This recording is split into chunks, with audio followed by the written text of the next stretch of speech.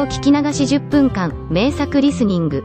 英語テキストと MP3 ダウンロード、その他の物語は、ホームページよりご利用いただけます。88thpp.com 88thpp.com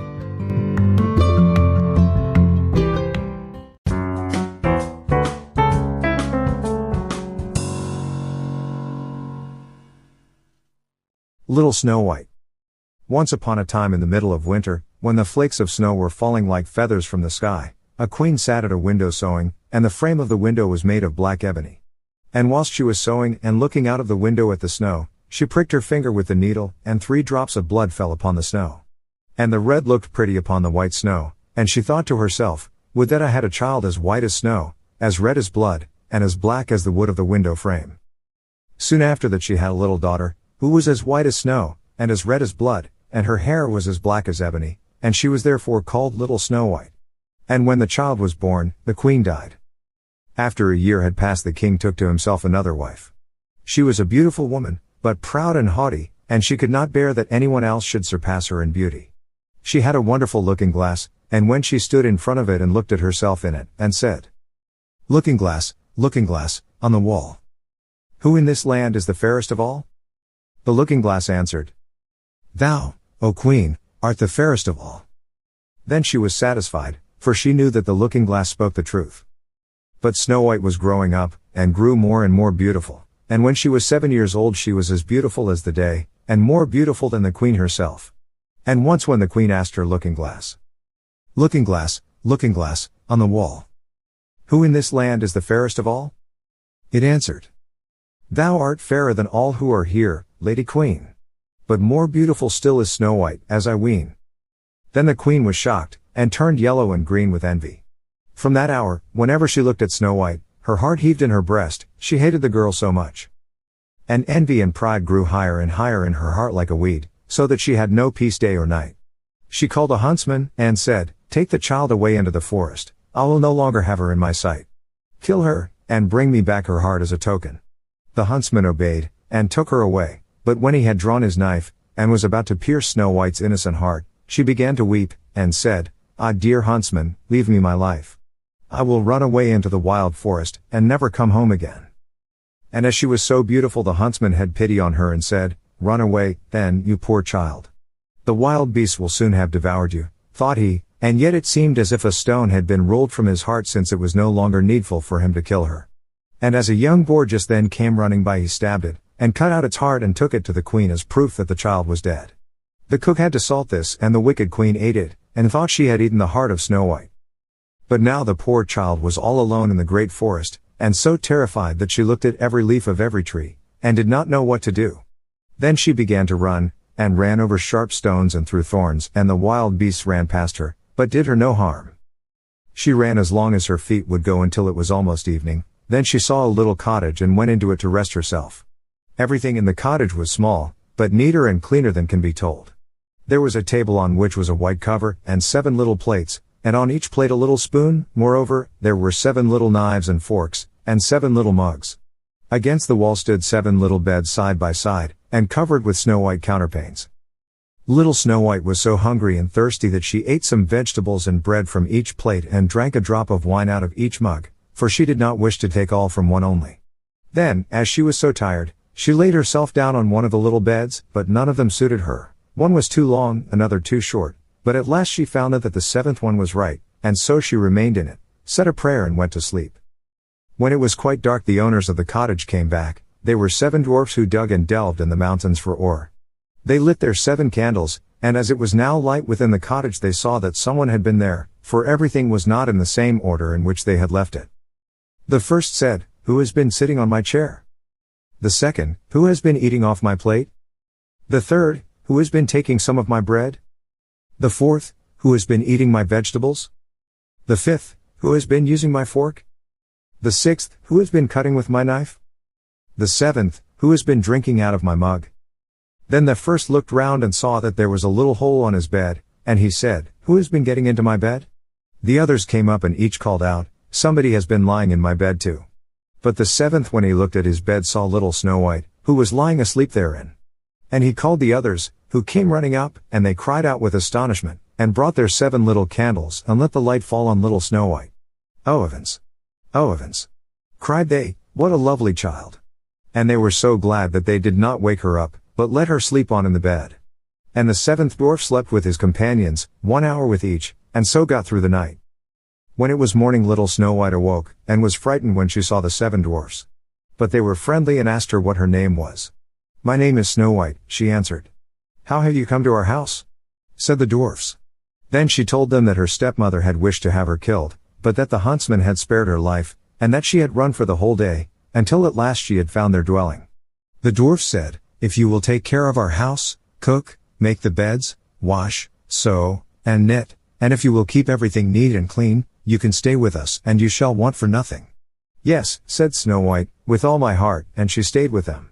She kept the house in order for them. In the mornings they went to the mountains and looked for copper and gold, in the evenings they came back, and then their supper had to be ready.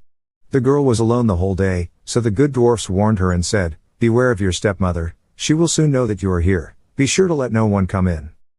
But the queen, believing that she had eaten Snow White's heart, could not but think that she was again the first and most beautiful of all, and she went to her looking glass and said, looking glass, on the wall, who in this land is the fairest of all?" And the glass answered, "O Queen, thou art fairest of all I see. But over the hills, where the 7 dwarfs dwell, Snow White is still alive and well, and none is so fair as she." Then she was astounded, for she knew that the looking glass never spoke falsely, and she knew that the huntsman had betrayed her, and that little Snow White was still alive. And so she thought and thought again how she might kill her, for so long as she was not the fairest in the whole land, envy let her have no rest. And when she had at last thought of something to do, she painted her face, and dressed herself like an old peddler woman, and no one could have known her. In this disguise she went over the 7 mountains to the 7 dwarfs, and knocked at the door and cried, "Pretty things to sell, very cheap, very cheap." Little Snow White looked out of the window and called out, "Good day, my good woman, what have you to sell?" "Good things, pretty things," she answered, "stay laces of all colors," and she pulled out one which was woven of bright colored silk. "I may let the worthy old woman in," thought Snow White, and she unbolted the door and bought the pretty laces. "Child," said the old woman, "what a fright you look, come, I will lace you properly for once." Snow White had no suspicion, but stood before her, and let herself be laced with the new laces. But the old woman laced so quickly and so tightly that Snow White lost her breath and fell down as if dead. "Now I am the most beautiful," said the queen to herself, and ran away. Not long afterwards, in the evening, the 7 dwarfs came home, but how shocked they were when they saw their dear little Snow White lying on the ground, and that she neither stirred nor moved, and seemed to be dead. They lifted her up, and, as they saw that she was laced too tightly, they cut the laces, then she began to breathe a little, and after a while came to life again. When the dwarfs heard what had happened they said, "The old peddler woman was no one else than the wicked queen, take care and let no one come in when we are not with you." But the wicked woman when she had reached home went in front of the glass and asked, looking glass, on the wall, who in this land is the fairest of all?" And it answered as before, "O Queen, thou art fairest of all I see. But over the hills, where the 7 dwarfs dwell, Snow White is still alive and well, and none is so fair as she." When she heard that, all her blood rushed to her heart with fear, for she saw plainly that little Snow White was again alive. "But now," she said, "I will think of something that shall put an end to you," and by the help of witchcraft, which she understood, she made a poisonous comb. Then she disguised herself and took the shape of another old woman. So she went over the 7 mountains to the 7 dwarfs, knocked at the door, and cried, "Good things to sell, cheap, cheap." Little Snow White looked out and said, "Go away, I cannot let anyone come in." "I suppose you can look," said the old woman, and pulled the poisonous comb out and held it up. It pleased the girl so well that she let herself be beguiled, and opened the door. When they had made a bargain the old woman said, "Now I will comb you properly for once." Poor little Snow White had no suspicion, and let the old woman do as she pleased, but hardly had she put the comb in her hair than the poison in it took effect, and the girl fell down senseless. "You paragon of beauty," said the wicked woman, "you are done for now," and she went away.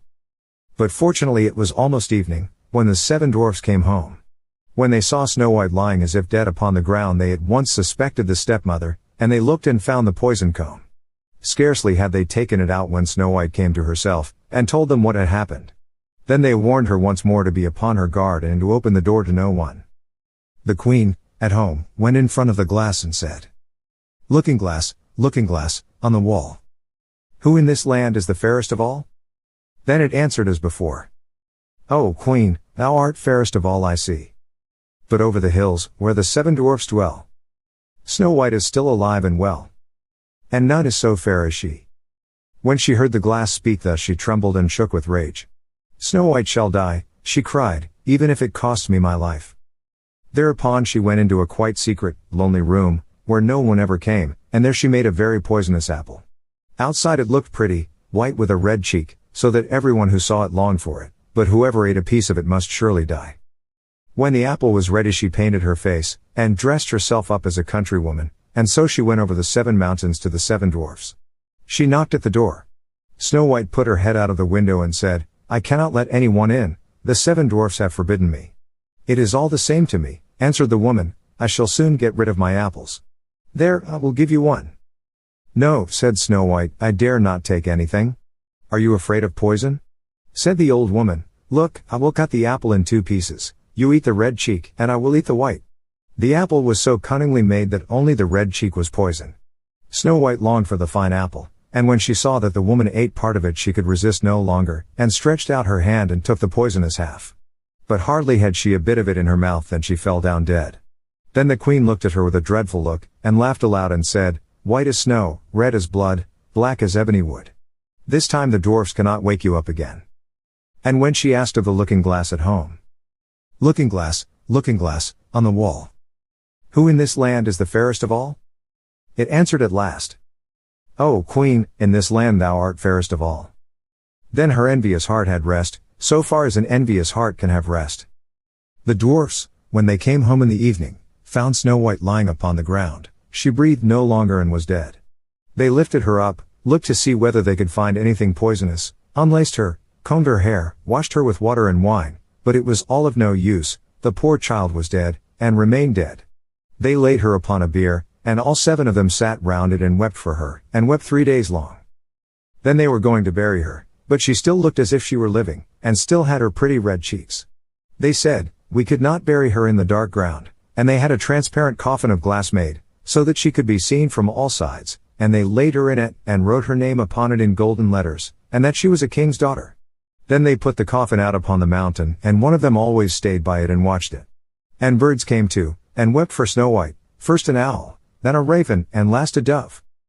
And now Snow White lay a long time in the coffin, and she did not change, but looked as if she were asleep, for she was as white as snow, as red as blood, and her hair was as black as ebony. It happened, however, that a king's son came into the forest, and went to the dwarf's house to spend the night. He saw the coffin on the mountain, and the beautiful Snow White within it, and read what was written upon it in golden letters. Then he said to the dwarfs, Let me have the coffin, I will give you whatever you want for it.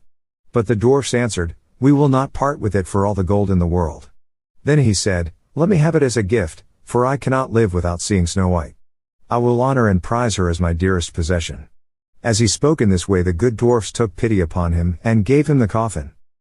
And now the king's son had it carried away by his servants on their shoulders. And it happened that they stumbled over a tree stump, and with a shock the poisonous piece of apple which Snow White had bitten off came out of her throat. And before long she opened her eyes, lifted up the lid of the coffin, sat up, and was once more alive. Oh heavens, where am I? She cried. The king's son, full of joy, said, You are with me, and told her what had happened, and said, I love you more than everything in the world, come with me to my father's palace, you shall be my wife. And Snow White was willing, and went with him, and their wedding was held with great show and splendor. But Snow White's wicked stepmother was also bidden to the feast. When she had arrayed herself in beautiful clothes, she went before the looking glass, and said, Looking glass, on the wall, who in this land is the fairest of all? The glass answered, O Queen, of all here the fairest art thou. But the young queen is fairer by far, as I trow. Then the wicked woman uttered a curse, and was so wretched, so utterly wretched, that she knew not what to do.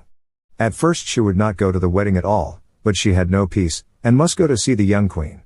And when she went in she knew Snow White, and she stood still with rage and fear, and could not stir. But iron slippers had already been put upon the fire, and they were brought in with tongs, and set before her. Then she was forced to put on the red-hot shoes, and dance until she dropped down dead.